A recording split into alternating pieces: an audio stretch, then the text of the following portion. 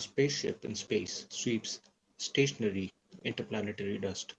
As a result, its mass increases at a rate dm by dt is equal to bv squared, where vt is its instantaneous velocity.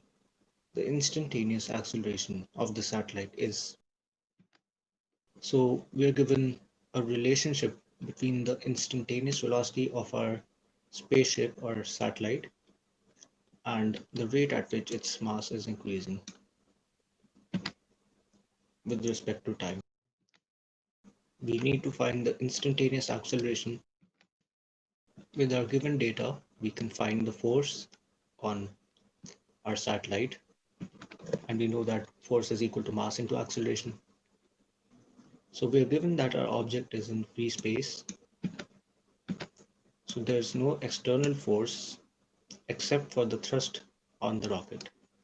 We can find the instantaneous force by taking dm by dt of our relative velocity.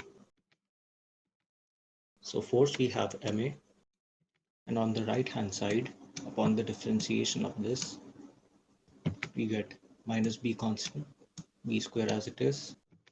Apply chain rule, we get into v. Hence our instantaneous acceleration is a is equal to minus bv cube upon m as a function of time. So the correct answer is option 2.